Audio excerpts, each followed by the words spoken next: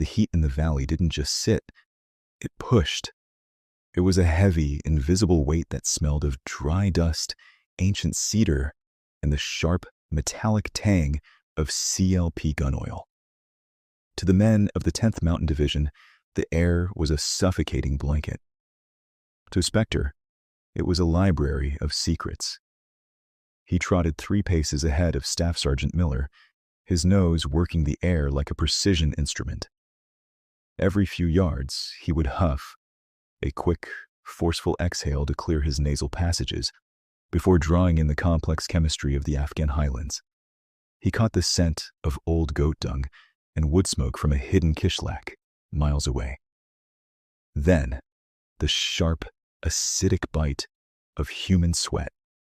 His pack. Behind him, Miller's boots crunched rhythmically on the shale. Crunch. Scrape. Pause. Spectre adjusted his gait to match.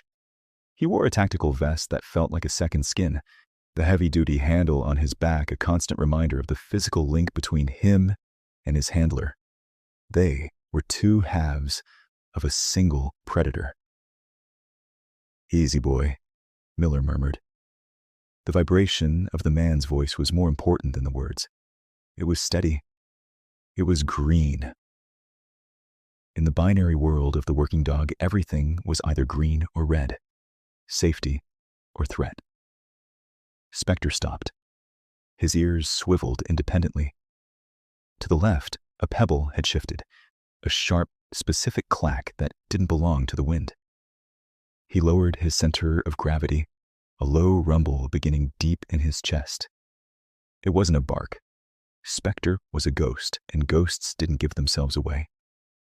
He lowered his nose to the dirt, filtering out the smell of dry earth until he found it. The cold sleep. It was the bitter, oily stench of ammonium nitrate, buried deep and waiting to bite. Spectre didn't scratch. He didn't whine. He simply sat, his amber eyes locking onto Miller's face. The hidden fire is right here. "Contact front. Pressure plate."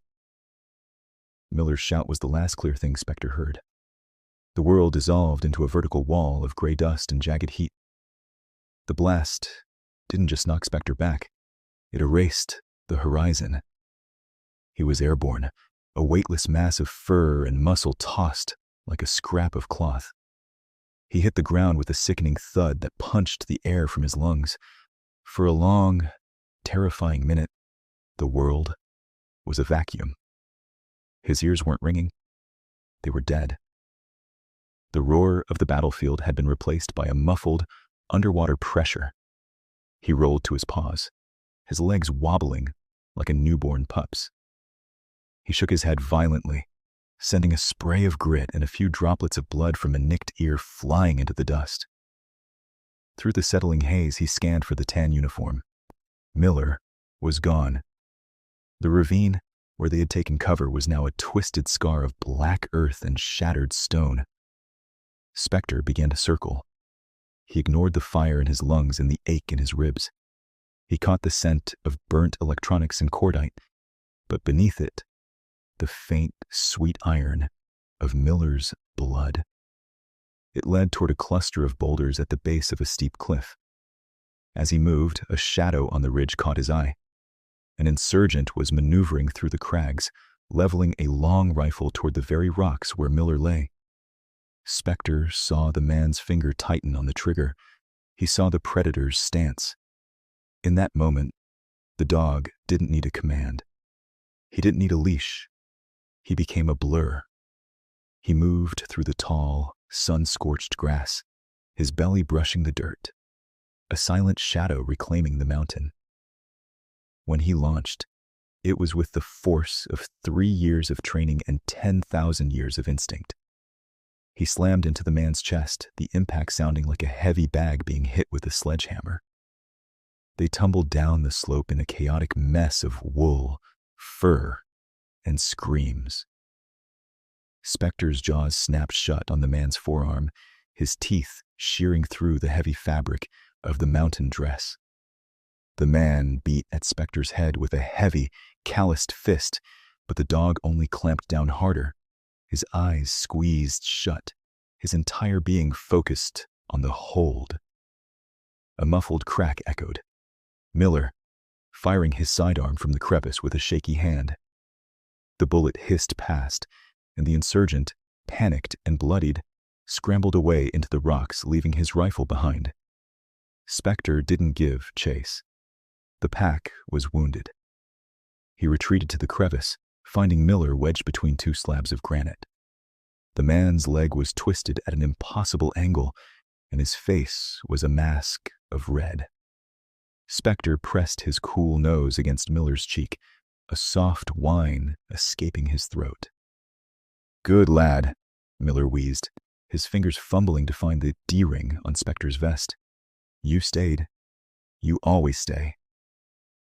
As the sun dipped below the jagged peaks, turning the sky the color of a bruised plum, the rhythmic thumping began. It was a vibration in the pads of Spectre's paws before it was a sound in the air. The great bird was coming. A green flare hissed into the sky, bathing the ravine in an eerie emerald glow. When the pararescueman, Doc Holloway, winched down from the hovering Pave Hawk, he found a scene he would later describe as monumental. In the middle of a hot LZ, surrounded by the shadows of a disappearing enemy, a blood-stained German Shepherd stood perfectly still over his handler. The dog's hackles were raised, his eyes fixed on the ridgeline, refusing to move, even as the hurricane-force downwash of the rotors threatened to blow them both away. "Easy, Spectre. It's me," Holloway yelled, holding out a hand. Spectre sniffed. Antiseptic. Chewing gum. The salty musk of the base. Green. He stepped aside, but only just enough to let the medic work. When they finally strapped Miller into the litter, Spectre didn't wait for an invitation. He lunged forward, his teeth catching the webbing of the stretcher. He wasn't biting. He was anchoring. They rose together into the dark, the dog's paws tucked firmly against Miller's side as the earth fell away. 3 weeks later, the air at the main operating base smelled of diesel and industrial laundry. It was a boring, safe smell.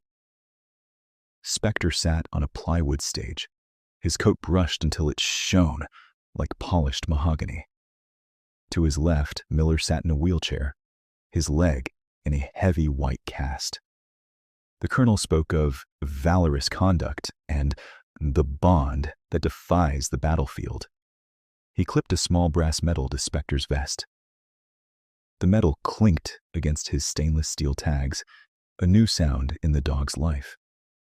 To the soldiers watching, it was a ceremony of honor. To Spectre, it was a distraction from the itch behind his left ear. But as the crowd cheered, Miller leaned down, his breath warm against the dog's ear. "You saved me, Spec. No more mountains for a while. Just the long grass and the tennis balls. I promise." Spectre let out a soft huff and rested his heavy head on Miller's knee. The medals were for the humans. For the dog, the mission was complete. The leader was safe. The pack was home.